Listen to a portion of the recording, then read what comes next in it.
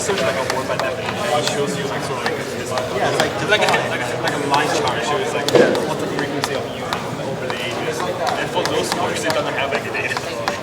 I don't think anybody It's like whenever it's like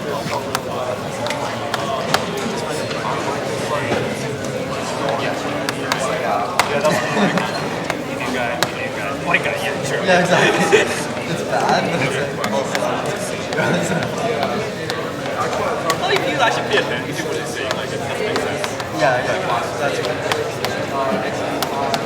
Usually, like one search word, like I'm usually even very frustrated. Like I don't pay any extra attention that I have. Yeah. It's like I've tried everything. That's so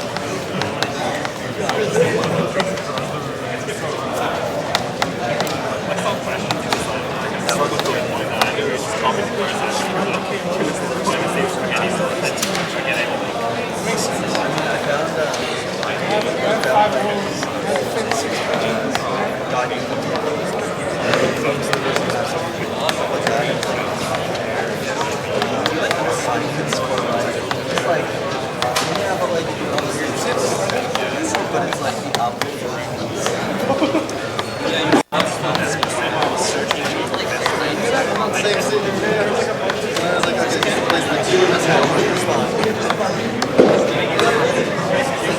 Smarter to understand that they stated that they are like it doesn't give me an idea like some like finding like how many things are there. And each number is kind of number it has. Yeah, because I looked at the I don't have to. I just figured that out like 5 minutes ago.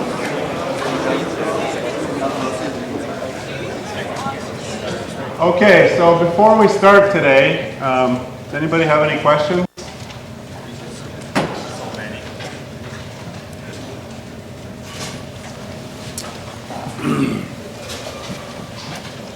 All right, so today we're going to take a step back from counting. So mostly we've been looking at techniques for determining the sizes of sets, so sort of standard combinatorial questions. And we'll look at a sort of helpful technique that's used all over the place in many many proofs. It's a really simple thing, and again, although it's really simple, the difficult part or the exciting part is finding clever ways to use this really simple thing. And it's called the pigeonhole principle. And it says the following: if I have a bunch of holes, so I don't know, I think this comes from some time in the past when mail was delivered by pigeons. And so let's say I have K holes, and I try and take more than K pigeons and have them all fly into those holes, then something fairly obvious is going to happen. If there's more pigeons than there are holes, and every pigeon flies into some hole, then there's going to have to be a hole that contains more than one pigeon, right? And in particular, we're not interested in dissecting these pigeons or cutting them into pieces. So if a hole contains more than one pigeon, it contains at least two pigeons. Right? Is that surprising to anyone? So it's the simplest thing you can think of. So K in this thing is the number of holes, and K plus one or more, so more pigeons than holes. And what you conclude is that at least one of the holes contains at least two pigeons. So you have to have at least here and at least here, because sometimes maybe in this case you take 9 pigeons and fly them into these 8 holes, but you end up with 4 holes that have 2 pigeons, for example. So that's more than one hole that has 2 pigeons in it. or you take 9 pigeons and they all fly into one hole, in which case it's still true. You have at least one hole that has at least 2 pigeons, because the hole with 9 pigeons in it has at least 2 in it. But both of those are required. You can't say there is a hole that contains exactly 2 pigeons. That's not necessarily true. An equivalent way of stating this with sort of terminology that we've been using here is if I give you 2 sets, A and B,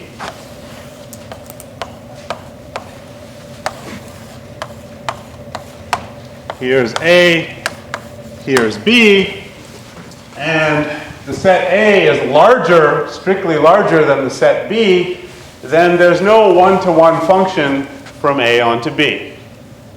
Right? The one-to-one function, remember, says, function says for every element of A, you map it onto some element of B, and one-to-one says that there should be no element of B that has 2 or more things mapped onto it.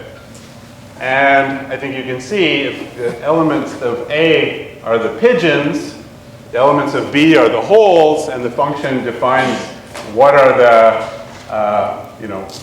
which hole does this pigeon fly into, then the fact that you end up with 2 pigeons in the same hole means that you end up with 2 things in A mapping onto the same thing in B. This partial function that we've defined here, so far it's one-to-one, but we can't complete it because there's this, we've used up everything in B. There's no place for this to go without breaking the one-to-one property. Again, really easy.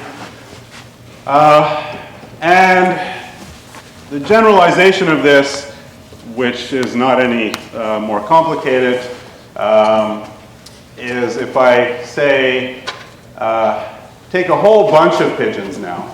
So imagine, M could be a lot more than K. It could even be a lot less than K. It doesn't really matter. But let's say I just have M pigeons. And those M pigeons fly into K holes. Well, I can then say this M over K, this is the average number of pigeons in a hole, right? I mean, if I add up how many pigeons in each hole, I'll get M, and then I divide by the number of holes. That gives me the average number of pigeons in each hole. That's going to be M over K. So K represents, so what's M, the number of pigeons? M is the number of pigeons, K is the number of holes. So if the average is M over K, then there has to be something in here which is bigger than or equal to the average, because not everything can be smaller than the average. That wouldn't make sense. And finally, again, these are pigeons. We're not interested in slicing them or cutting them into pieces, so the number of pigeons is an integer. So there's one that contains at least M over K, which means that it contains the ceiling of M over K. Right, so if M over K is 2.5, for example, then there's a hole that contains at least 2.5 pigeons, which means the hole contains at least 3 pigeons. Is that all clear? Okay. So in this class, for example, not in this room right now, but enrolled in this class, there are about 394 students. Now, there are 365 days in a year. So what I can conclude is that there is at least one day of the year such that at least 2 students have that day as their birthday. Or another way of saying that is there's at least 2 students in this class who have the same birthday. Right? Because there's only 365 different days on which you can have your birthday. There's more than 365 students in the class, so there must be a pair of them who have the same birthday. A is the students, A is the set of students, B is the set of birthdays. Yep.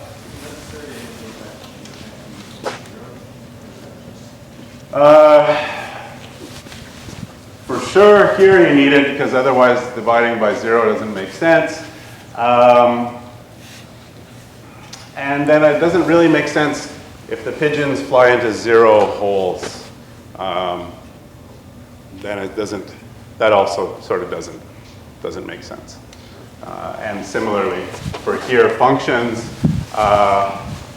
from A onto the empty set, somehow that doesn't work either. So you need at least one thing in B or one hole, however you want to view this.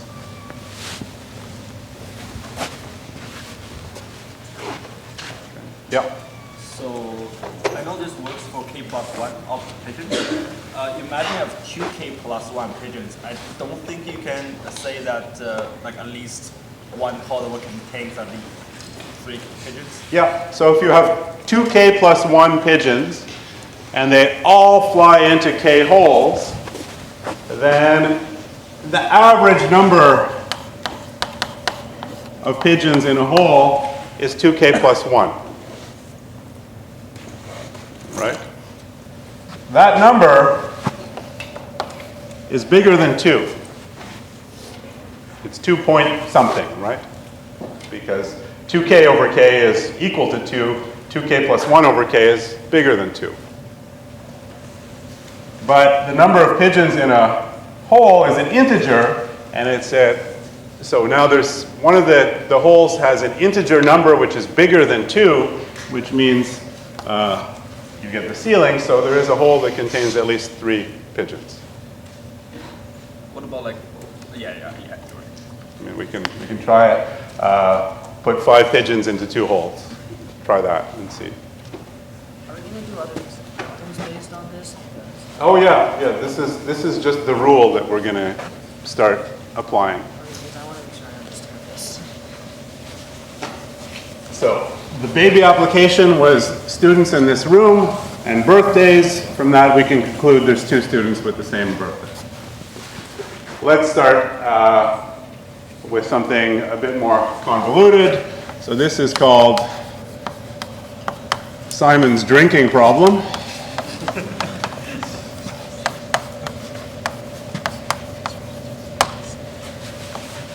So here's something that I'm telling you. Simon drinks at least 1 beer every day.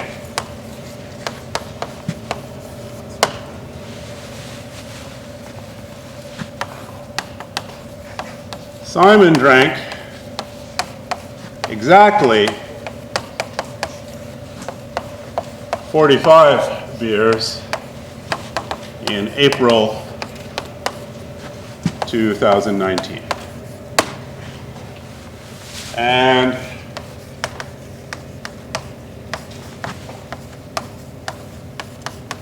let's remember, April has 30 days in it. Okay. So that's all I know. Simon drinks at least 1 beer every day. He's a thirsty guy. And last April, he counted. He was able to stay sober enough to keep count, and he drank exactly 45 beers over the 30 days in April. Okay. So, the sort of obvious thing we can say from this is, well, Simon drank more beers than there are days. Therefore, there was 1 day that Simon drank at least 2 beers. Agreed? Because if he only drank 1 a day, then he would have only drank 30 beers. All right, that's sort of obvious thing, an easy thing to say about this. But here's something less obvious. Claim, and we'll need to prove this.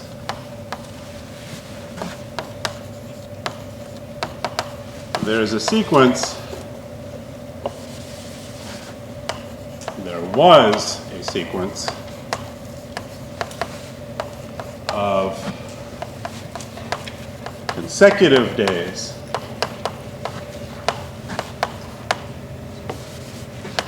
in April 2019.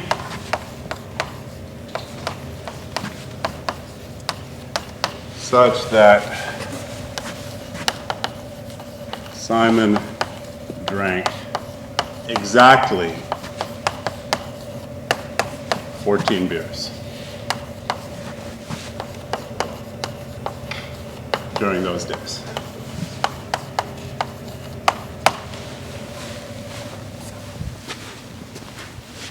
Now that seems like a crazy conclusion, and not at all obvious, right?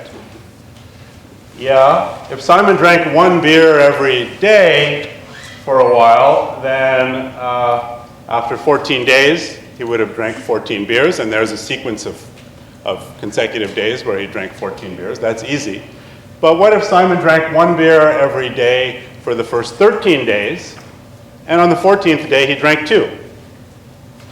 Then I haven't seen a consecutive sequence of days in which he drank exactly 14, right? He went straight from 13 to 15. And so it's not at all obvious that this is true. So let's see if we can prove this. And we'll be able to prove this by the pigeonhole principle.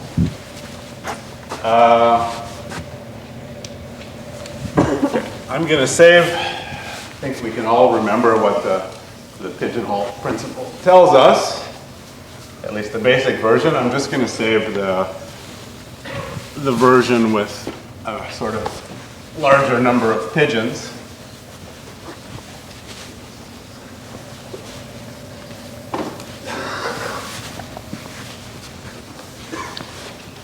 And again, simple principle, clever application.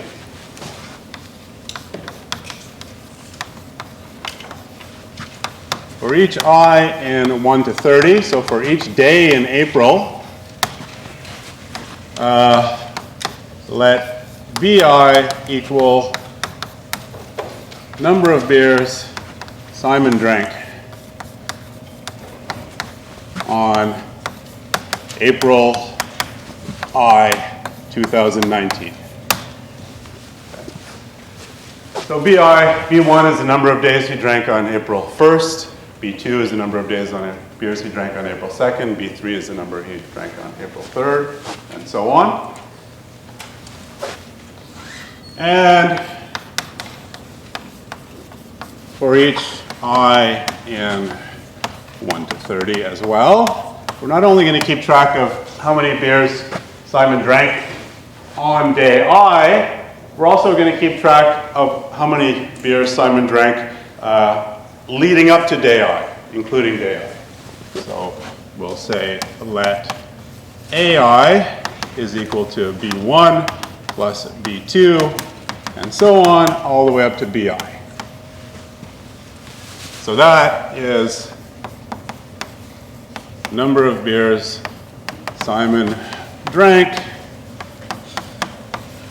from April 1st to April I.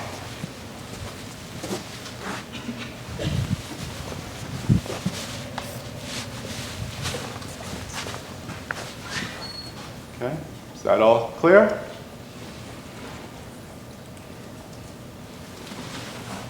All right. And finally,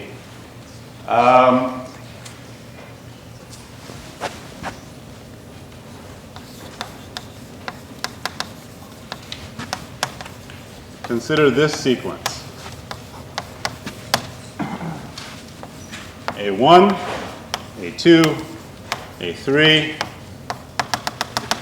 all the way up to A30.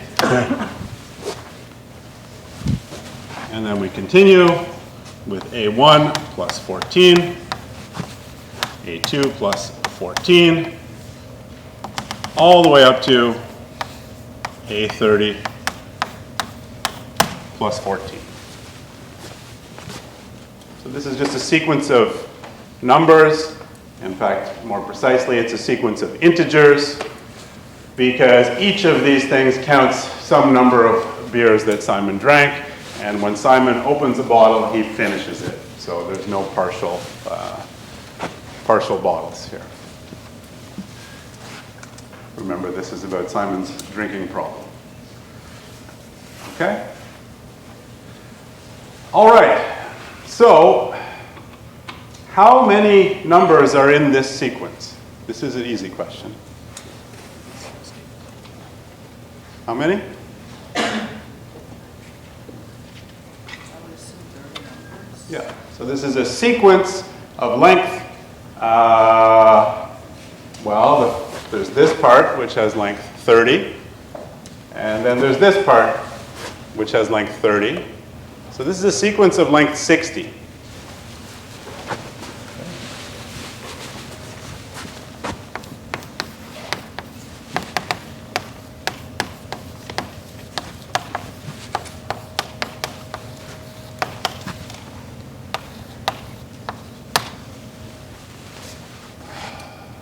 What does A represent? If B is the beers? AI is the number of beers Simon drank on April 1st, plus the number of beers he drank on April 2nd, plus the number of beers he drank on April 3rd, and so on, all the way up to April I. All right, so this is a sequence of length 60. What's the smallest number in this sequence? Smallest number is,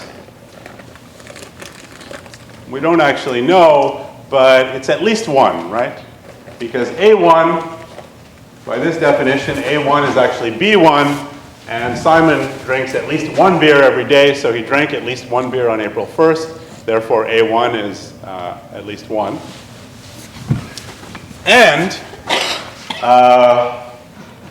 all right, so A1 is at least 1, and A2 is bigger than A1, and A3 is bigger than A1, because each one of them has to increase by at least 1, because he drinks a beer every day. Okay. So we know what the smallest numbers is at least 1, and maybe 2 is in there, maybe 3 is in there. What's the largest number? Whatever AI is?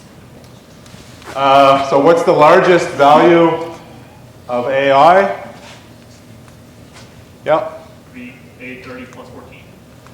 So this sequence A1, A2, A3 is increasing because at each day he drinks at least 1 beer. So the largest value is A30. And therefore the largest value in the whole thing is over here. It's A30 plus 14. What's the value of A30? 45. Okay, because he drank 45 beers in April. So 45 plus 14 is what? 59.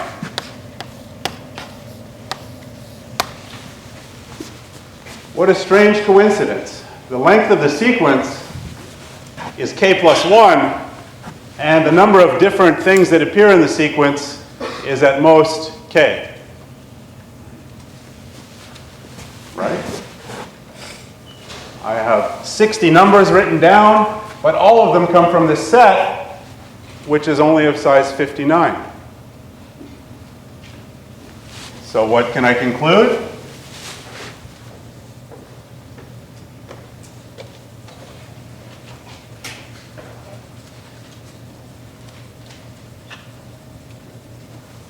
What's the sequence of consecutive days that he drank? Too soon for that. What's the simple thing that I can conclude? I have more numbers than, so I have a list of 60 numbers, but all of them are in the range 1 through 59. So some number must appear more than once in the list, right? That's 60 pigeons flying into 59 holes. So, by the pigeonhole principle, and we'll call this, I'll write it down, A1 up to A30 A1 plus 14 up to A30 plus 14 must contain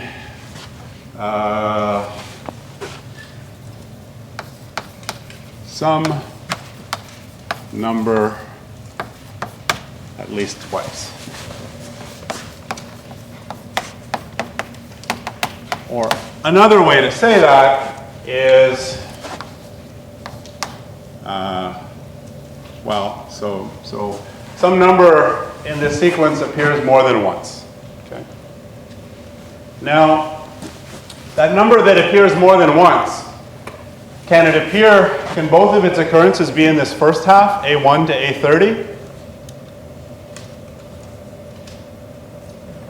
No, because all A1 is smaller than A2, which is smaller than A3, which is smaller than A4, and so on. So none of the A's are equal. AI is not equal to AJ for any I not equal to J. Similarly, the number can appear twice over here for the same reason, because this is the same sequence just with 14 added. Okay. So that means, therefore, there exists I and J such that AI is equal to AJ plus 14. That's the only thing that can happen, right? Some number shows up here on the left half, and the same number shows up here on the right half. Because nothing shows up twice in the left half, and nothing shows up twice in the right half. Okay, AI is equal to AJ plus 14. Well, if I rewrite that, that's the same thing as saying that AI minus AJ is equal to 14. What's AJ? What's AJ? AJ is the value of, it's one of the numbers in the sequence. It's the number of beers Simon drank up to and including April J. Oh, okay, like AI plus 14, or what's I and what's J? So I and J are just two indices, as I know by the pigeonhole principle that something on this side is equal to something on this side. Let's call the thing on this side AI, and the thing on this side is AJ plus 14. Okay, so let's see what that means. So which one of these is bigger, I or J? I.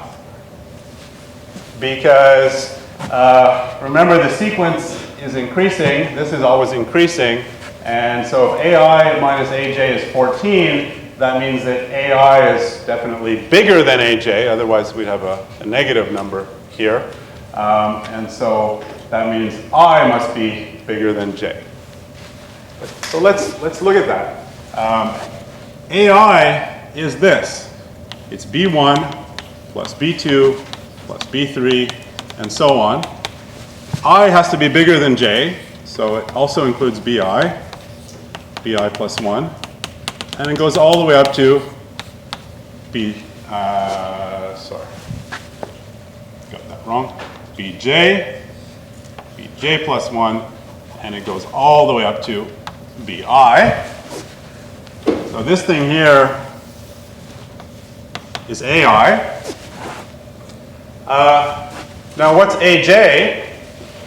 So this equation says AI minus AJ, so let's subtract AJ.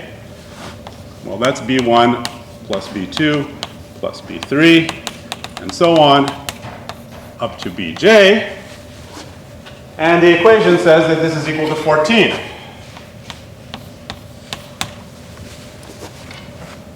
So what is that telling us? Well, B1 through BJ appears up here. And and then we subtract it here.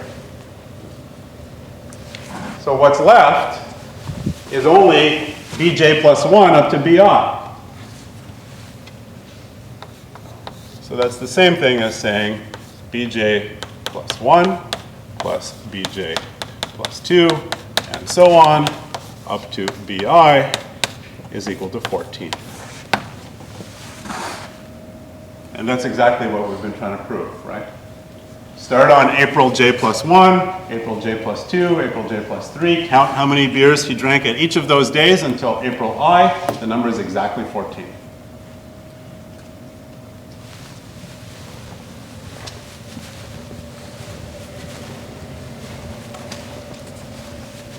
So like I said, the pigeonhole principle is simple. Applications of it are sometimes exceedingly clever. Yeah? Can you explain the purpose of, like, go back to consider the sequence, the E1 plus 14, E2 plus 14, like, what's the purpose of that doing there? Like, what does this sequence mean? As a, What does it mean? Yeah. I mean, it doesn't mean anything except what it is. Why is it plus 14? Well, it's plus 14 because we wanted to prove that there was a day when Simon drank exactly 14 beers. And why did this work? It worked because 45 plus 14 is 59, which is which is less than the length of the sequence. If I tried to prove that there was a day when Simon drank exactly 15 beers, I would fail. Or not a day, a bunch of consecutive days when Simon drank exactly 15 beers, I would fail. Yeah?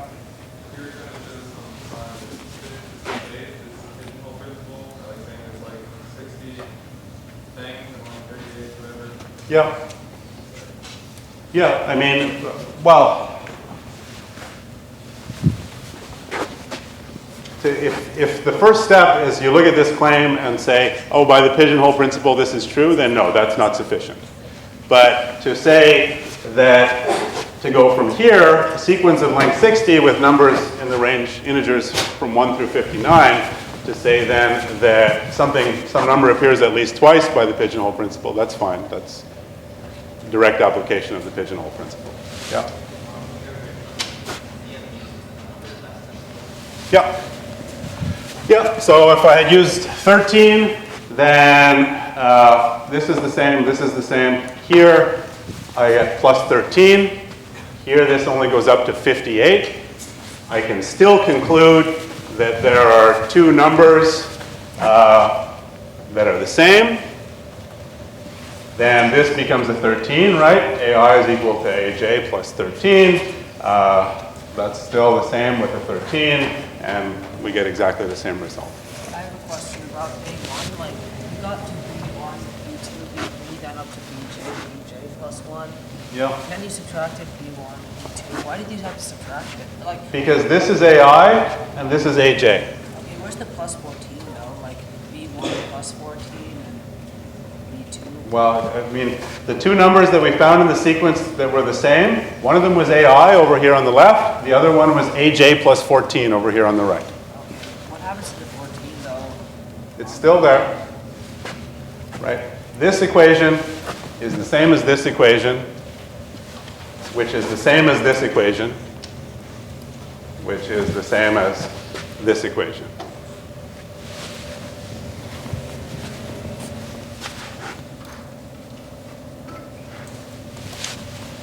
So yes, it works for smaller numbers than 14, but not larger numbers. In particular, we fail right here if we try and prove it for 15, because the pigeonhole principle doesn't apply. Yep.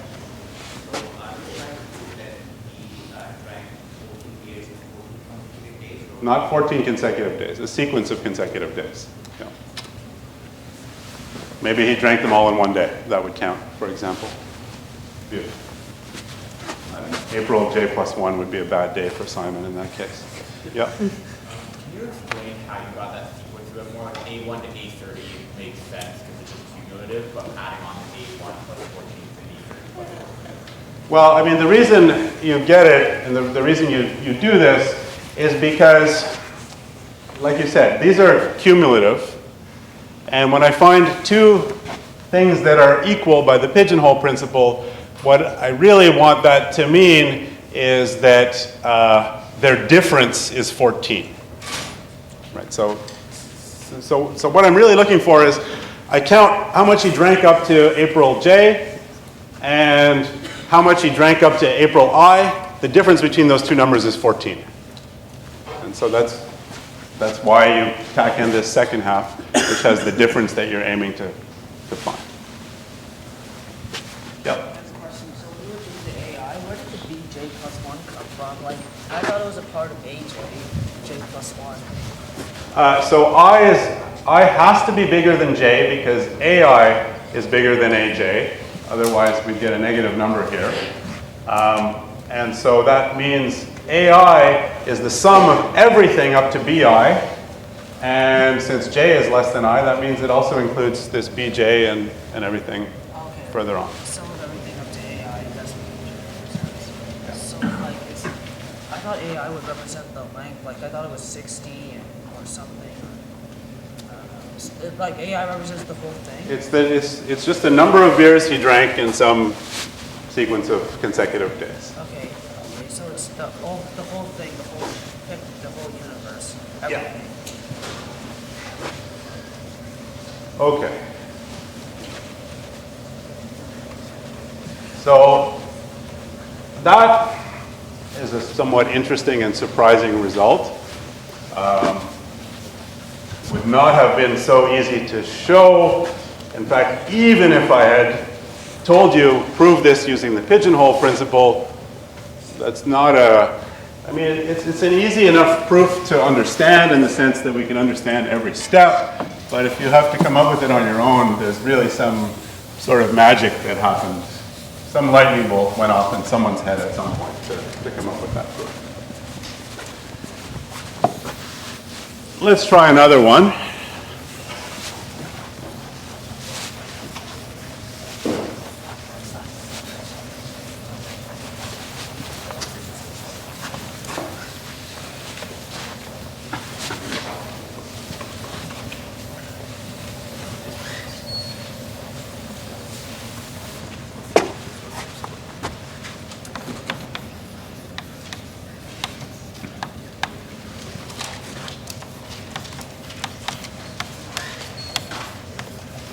Any subset of 1, 2, 3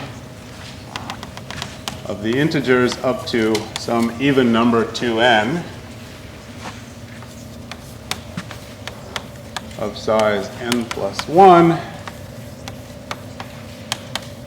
contains two numbers such that one divides the other.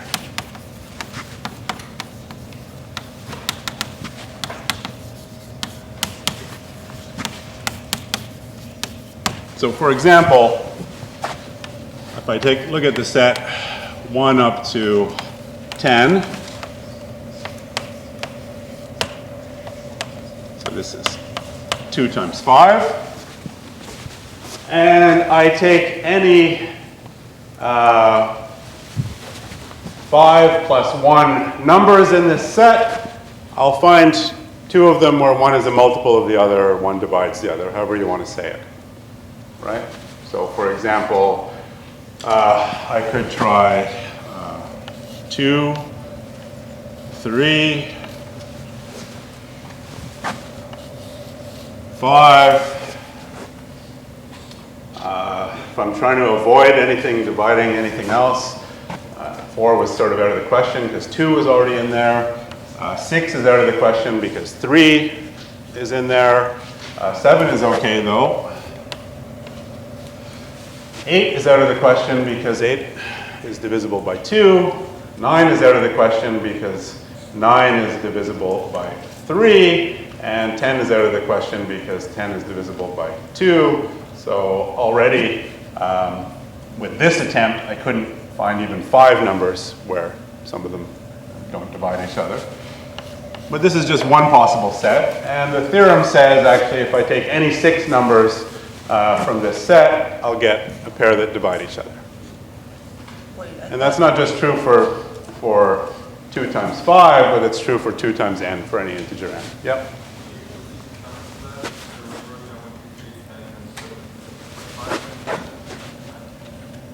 2.5, 2 times 5. Right? So the theorem says subsets of this thing, which is 1 up to, think of this as some even number. In this case, the even number is 10, and it's 2 times 5. So 2 times n, so n is 5 in this case.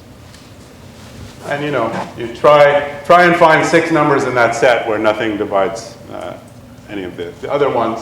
And if that's too easy to show that it's not possible, try and take 11 numbers between 1 and 20 where nothing divides any other one. Do you want to see 5 numbers in this set where nothing divides anything else? Yes. I'm confused. 6, 7, 8, 9, 10. If I try take one and divide it by the other, I get something which is, if I take the larger one and divide it by the smaller one, I get something that's smaller than 2. And it's not 1, so it's not an integer. So 6, 7, 8, 9, 10. Check those. You'll see that every time I take any larger one divided by any smaller one, I get something which is bigger than 1 but smaller than 2.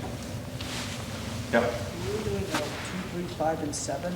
Could you do that at 11? No, because I'm only interested in subsets of this that goes up to 10. Okay, how come 10 divided by 5 is 2, but you said numbers that weren't multiples of each other? Yes. Yeah. So I'm interested in subsets of this of size 6 where nothing is a multiple of anything else, and the claim is that they just don't exist. But there are subsets of size 5, and one of them is the integer 6 through 10. And in general, that trick works, right? You give me any n, and I'll take n plus 1, n plus 2, n plus 3, and so on up to 2n. None of those divide each other. In fact, their ratios are always some integer strictly between 1 and 2. Okay, but how am I going to prove? So this is saying this result is really tight, right? I can always find a subset of size n that has this property where nothing divides anything else, but I can't even find a subset of size 1 larger than that has this property. All right. So here's how we're going to prove. With the pigeonhole principle, of course.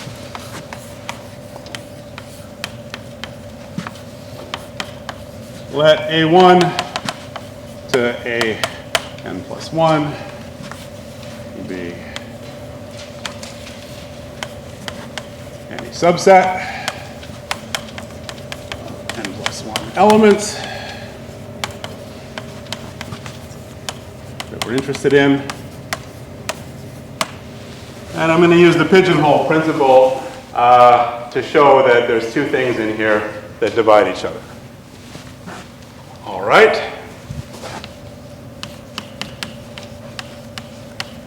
For each I in 1 to n plus 1, define the integer qi so that ai, so the I thing in my set, is equal to 2 to some power, and define the odd integer qi so that ai is 2, just some power of 2 times qi. What does that mean? That means, for example, if ai is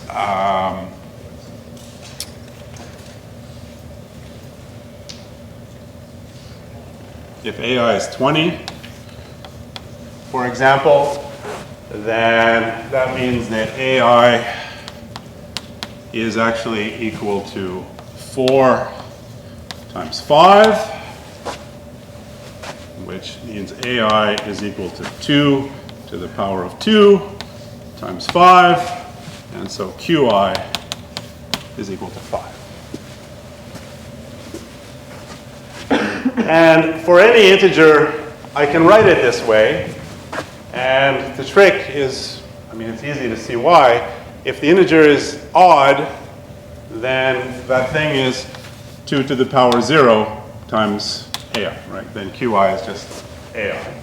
If the integer is even, I divide it by 2, and then, so then it's 2 times AI divided by 2, which is an integer. And if it's still even, I divide it by 2 again. If it's still even, I divide it by 2 again. Eventually, I get to an odd number, and that's the value of QI. So I can always write any integer in this form. This is odd. This is a non-negative integer.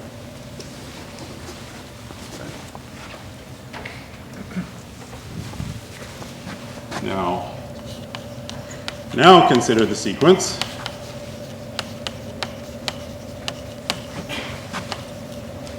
Q1 up to Qn plus 1. So this is a sequence of odd integers. Now, they're odd, and basically they're obtained by taking these AIs and dividing them by some power of 2,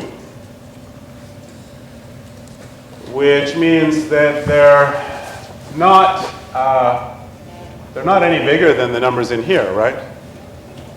So the QIs are not any bigger than the AIs. In fact, QI is never bigger than AI. So the QIs come from this set, but it's only the odd things in this set. So that's a sequence over this, with this set of symbols, 1, 3, 5, 7, all the odd integers up to, well, this is an even one, so it must stop at 2n minus 1. All right.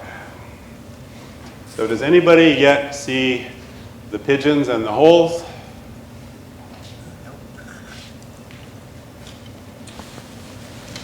This sequence has length n plus 1.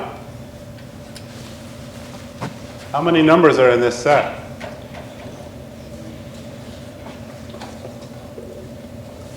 want to say n. Yeah. I want to y.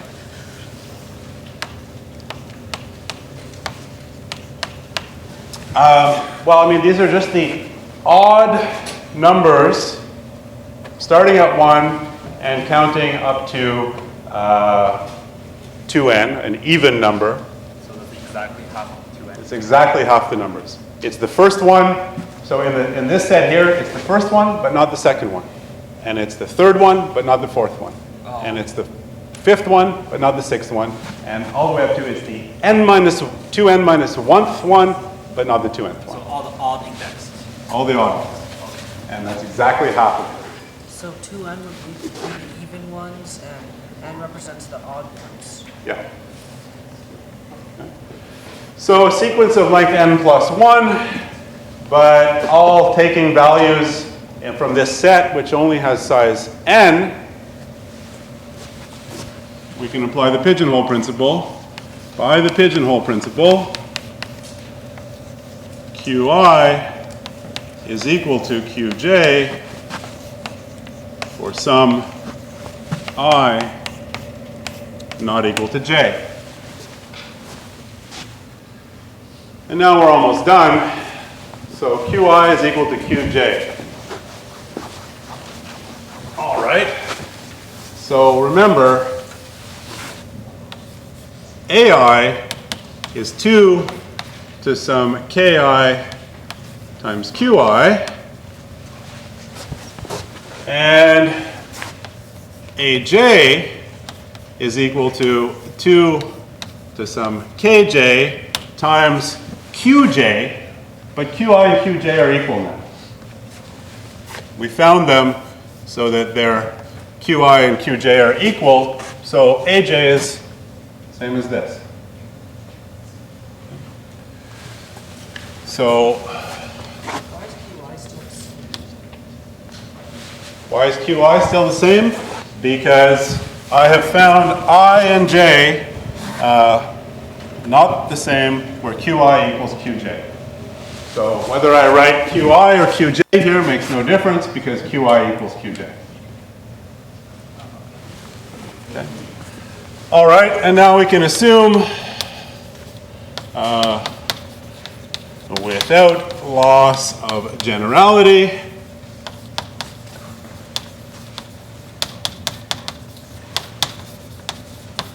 that ki is bigger than or equal to kj. Right, there's a ki and there's a kj. Either they're both equal or one is larger than the other. It's going to be symmetric no matter what, so let's just assume that this is the larger of the two, or they're both equal. Yeah. Sorry, can you just quickly explain what generality is again? It basically says there's really two cases that I should consider, but both cases are going to be exactly the same or symmetric. And in this case, case one is ki is bigger than or equal to kj. Case two is kj is bigger than ki. But there's a complete symmetry here, so it doesn't matter. Yeah? How do you know qi and qj were the same? That's the pigeonhole principle. qi and qj are the same because sequence of length n plus 1, but the values in that sequence come from a set of size n. N plus 1 pigeons, they flew into only n holes. Okay? And so now we're done, because if I look, so ki is bigger than kj, take ai divided by aj, so that's 2 to the ki times qi divided by 2 to the kj times qi. The qi's cancel out, and I'm left with 2 to the ki minus kj. And since ki is bigger than or equal to kj, that's an integer.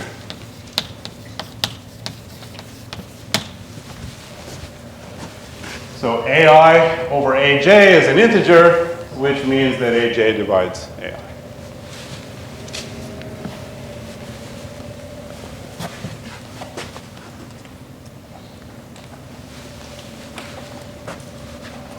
Oh, yeah. Okay? Yep. You said qi equals qj, or qi equals qj. Yep. For some I is an equal j. I don't understand what that is at all. So every number that we take here has, even if it's an even number, it has an odd number hiding inside it. And what is that odd number? It's the first time we just keep dividing by 2 until we get an odd number. Right? Either we start with an odd number, in which case it's itself, or we divide by 2 until we get an odd number. Okay, so that odd number that we get for ai, that's what we call qi. All right, so every one of my numbers in this sequence, somehow there's an odd number hiding inside it. And so if I write down that sequence of odd numbers, then that sequence is of length n plus 1, but it's only the odd numbers in this range, and there's only n of them. So there are two guys up here, and the odd number hiding inside those two is the same odd number. Right? So I have one of them, ai, I keep dividing it by 2 and I get some number, qi. There's another one, aj, I keep dividing it by 2 and I end up with the same number, qj is equal to qi. That's basically what showed here. And when that happens, that actually means that you take the larger number and divide it by the smaller number, that those odd things hiding inside cancel out, and all you're left with is a power of 2. So actually, this proves something stronger. It doesn't just prove that AI, there is some I and J where AJ divides AI. It actually says that the ratio between them is a power of 2.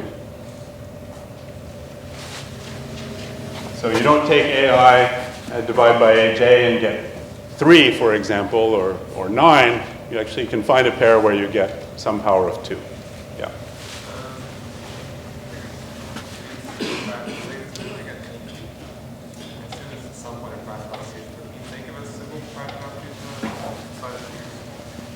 I mean, not off nothing that's easy to explain right now, but these properties of numbers are critical, in integers in particular, and this being able to divide one by the other, which is called relative primeness, is critical in things like public key cryptography. So public key crypto systems right now,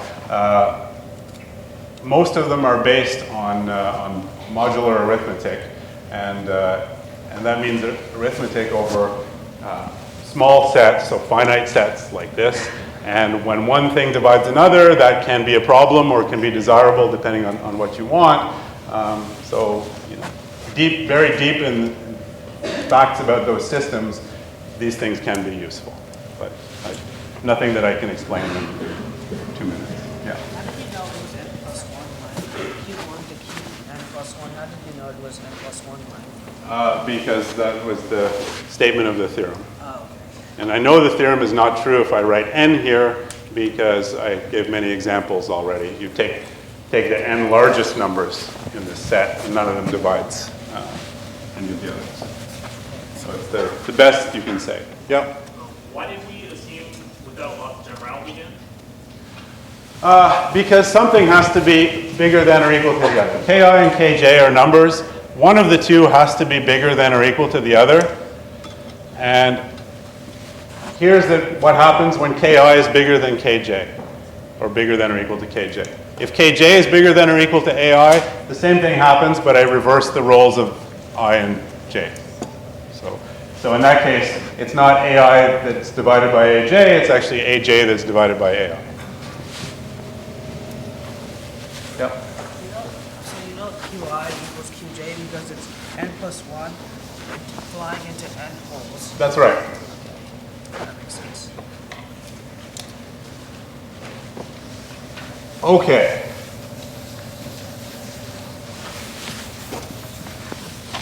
Now here comes a really important result.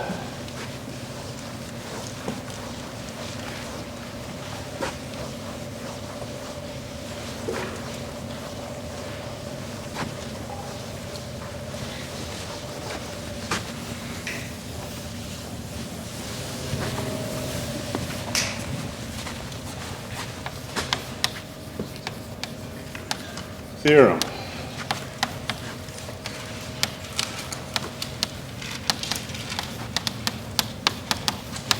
There are infinitely many prime numbers.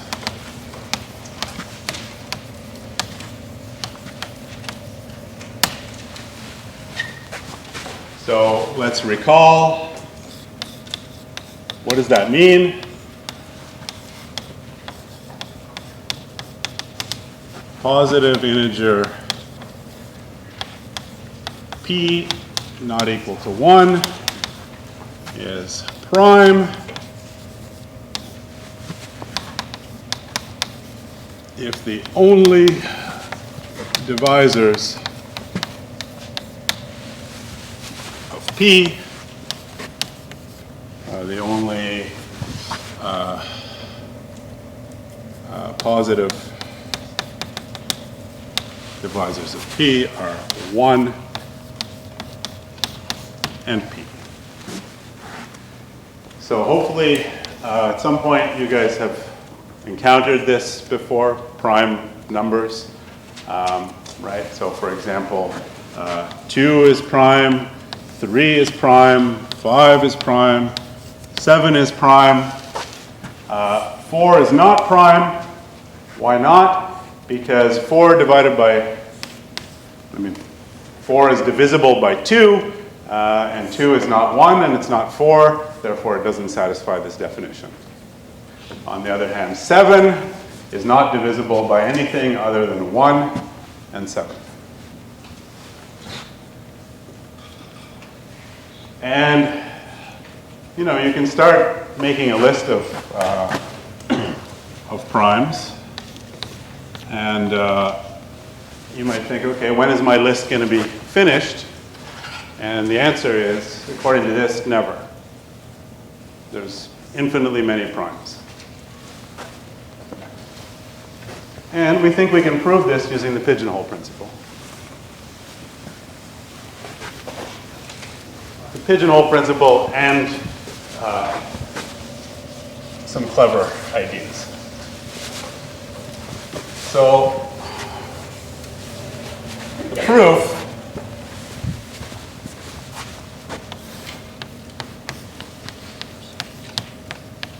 is proof by contradiction.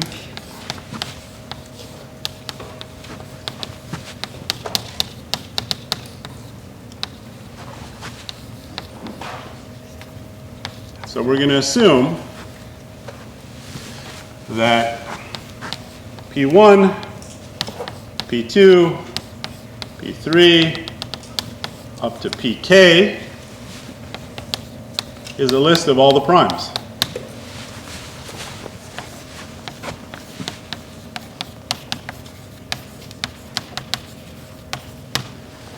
Because if the theorem is not true, there's not infinitely many primes, there's finitely many primes.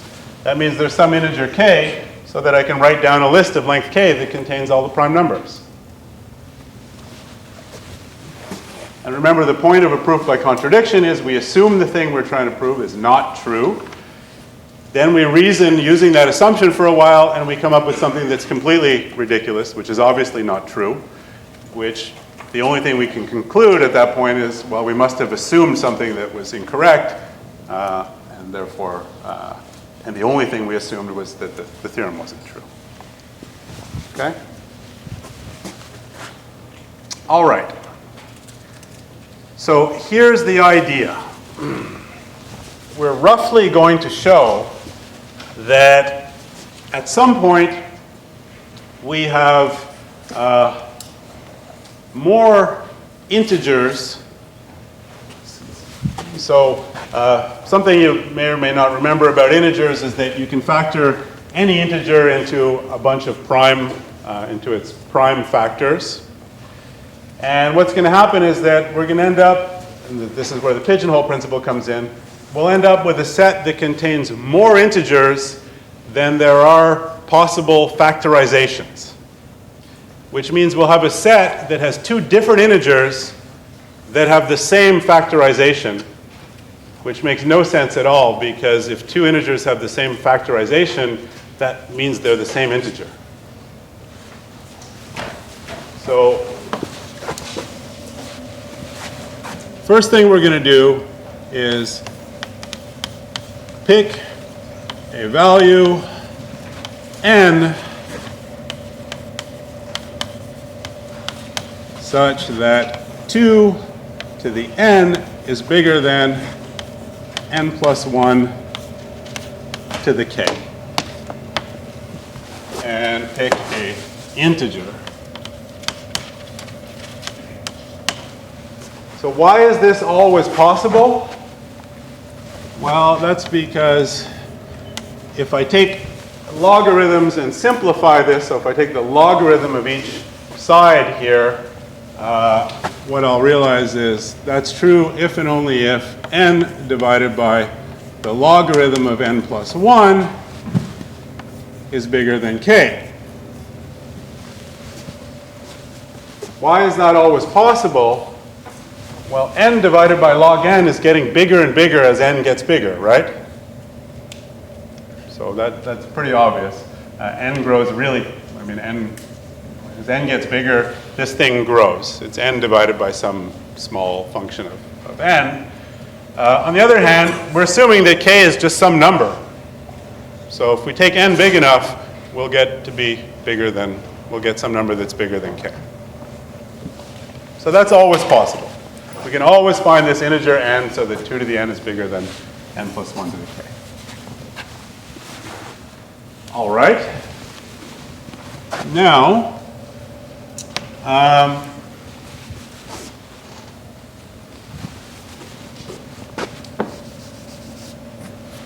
we're going to say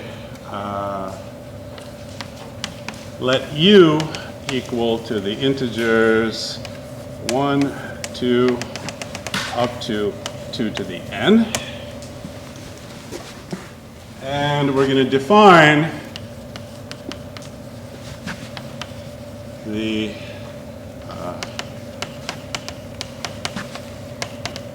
factorization function, which is a function that takes one of these integers and maps it onto a list of integers of length k. And how does it do that?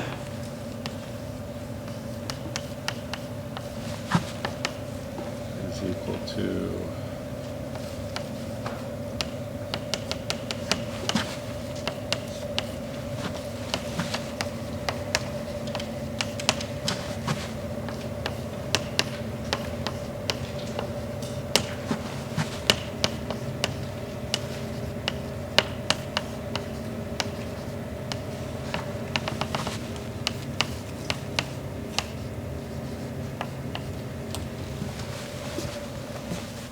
so remember, we're assuming now there's this list of primes, P1 through Pk. And that list would look like this: 2, 3, 5, 7, 11, and so on up to the biggest prime number there is.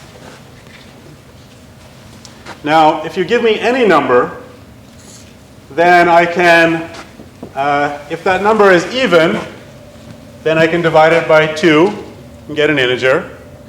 And I can divide it by 2 some number of times until I get an odd number. And the number of times I can do that, so that means that x then is 2 to the number of times that I could do that, times whatever's left, that odd number that's left. So you're multiplying odd numbers? I'm factoring a number. So first get rid of all the multiples of 2. That would be this number m1 here. Now get rid of all the multiples of 3. How many times do you have to divide by 3 to do that? That would be this number m2 here. Now all the multiples of 5. How many times do I have to divide by 5 till this thing is no longer a multiple of 5? That's the value of m3. And I can do this now for each of the primes. And I get these exponents in the factorization. And so this function, f, takes an integer and just gives me that list of exponents. Okay?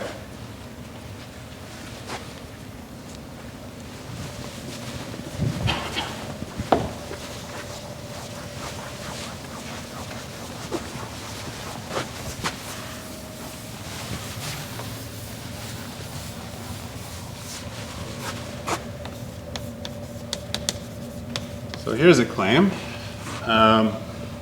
Using this notation here, if x is in this set U,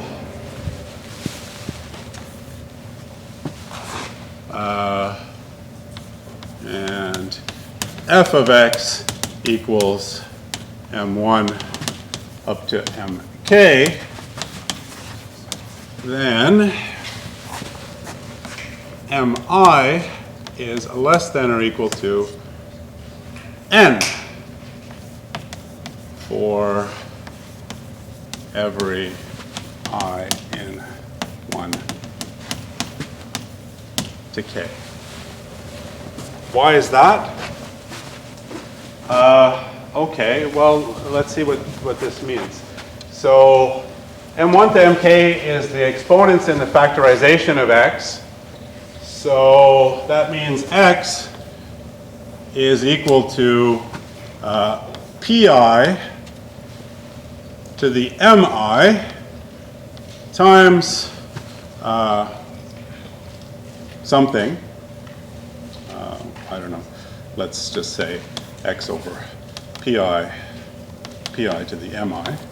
But the point is that this is an integer. Right? So x is, I mean, that's just the definition. X is pi to the mi. That's one of the things in the prime factorization of x. And then there's all the other stuff that I don't worry about. But pi here is one of these prime numbers. This number, pi, it's prime, so it has to be at least 2, right? So that means that this is bigger than or equal to 2 to the mi times this other integer. But of course, that is supposed to be, x is supposed to be in the set U, so x better be smaller than 2 to the n. Right? So this thing here is bigger than or equal to 2 to the mi. On the other hand, 2 to the mi has to be smaller than 2 to the n, because otherwise x was actually bigger than 2 to the n.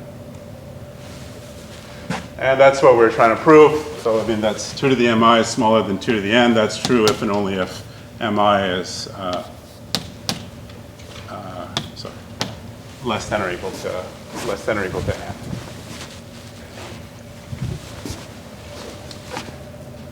All right. So what is this telling us? It's telling us that these exponents here, they're not terribly big. So they're integers, of course. None of them are bigger than n. Some of them can be 0. Like odd numbers, for example, the exponent here is 0. It's 2 to the 0 times something.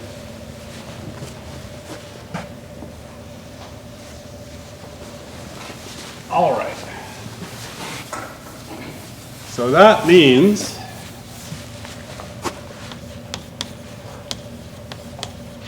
therefore, this function f goes from u onto a sequence of integers, these exponents. So they might be 0, they might be 1, they might be 2, but none of them are bigger than n. And that's just because anything in u is less than 2 to the n, and as soon as one of these exponents is bigger than n, I get a number bigger than 2 to the n. Wait, as soon as something's bigger than As soon as, sorry, let me finish what I'm saying here. All right, so this takes you on to a sequence of things, sequence of integers between 0 up to n, and it's a sequence of k of them. Okay. Right? So that's what this thing is. F of x is some number between 0 and n, another number between 0 and n, another number between 0 and n, and so on. There's k of them. Okay? So how many sequences are there where they have k things, k terms in the sequence, and each one is a number between 0 and n?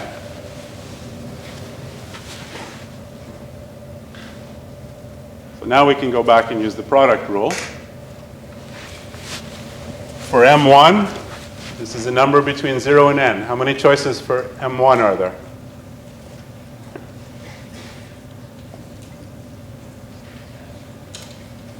An integer between 0 and n. n plus 1. We count the integers between 0 and n inclusive. There's n plus 1 of them. Right?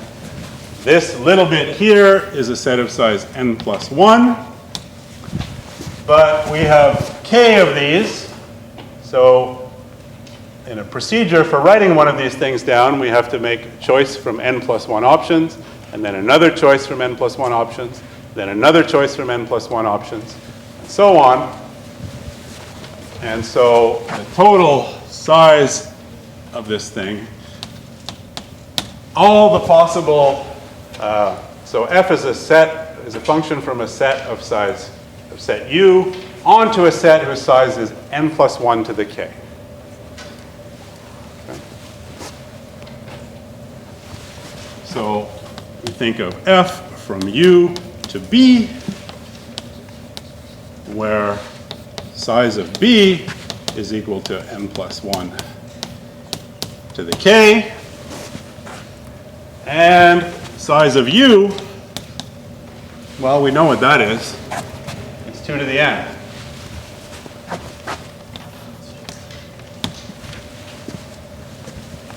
Okay, so we have a function from a set of size 2 to the n onto a set of size n plus 1 to the k. But wait a minute. 2 to the n is bigger than n plus 1 to the k.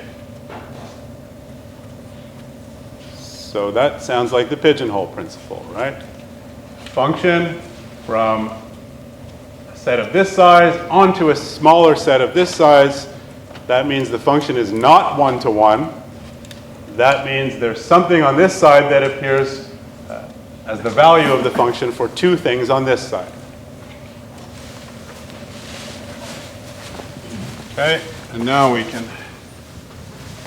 finish up. That means I have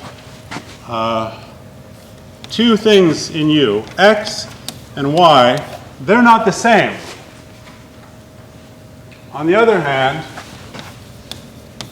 so let me write it down fully. By the pigeonhole principle, there exists x, y in U. X is not equal to y, but f of x is equal to f of y. But wait a minute. Y, by definition. So let's give this a name.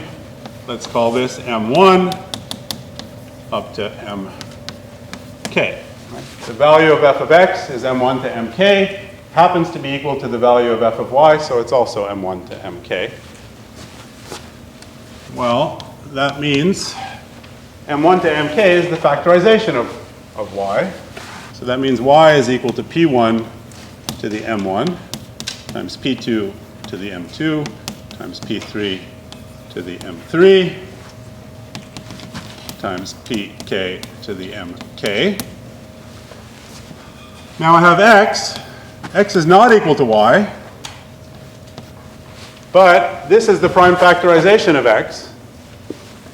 That means that x is equal to p1 to the m1 times p2 to the m2, and so on, times pk to the mk. And now there's something really wrong happening here, because I have over here on the left-hand side, p1 to the m1, p2 to the m2, and so on up to pk to the mk. Over here on the right-hand side, I have p1 to the m1, p2 to the m2, and so on up to pk to the mk. But in between those two things, I have that they're not equal. But of course they're equal because they're exactly the same expression. So this is obviously nonsense. So there must be something wrong somewhere, and every step that we made in this proof is actually correct. The only possibly incorrect thing is when we assumed that there was this finite list of numbers, p1 through pk of prime numbers. How did we know it was P1, P2, and P3 again for M1 to MK? Is it because it's prime? It's a factorization of something? Well, so every number has this factorization into prime factors that you can just get by saying divide by the first, divide by 2, then divide by 3, then divide by 5, and so on, up till the last prime number, if there was a last prime number. And so that's where the MKs come from. It's the number of times you have to do those divisions. And ultimately, all this proof is showing is to say that, look, take these integers, the first 2 to the n of them, look at their factorizations. There's not that many different possible factorizations. And the reason is that these exponents can't be that big. In fact, there's less factorizations than there are numbers here. Therefore, there's 2 numbers that have the same prime factorization, which makes no sense at all. Yeah. Use just the first 2 to the n integers. Because we deliberately chose an n that was big enough that we'd run into a problem. And the problem we run into is that we run out of factorizations before we run out of integers.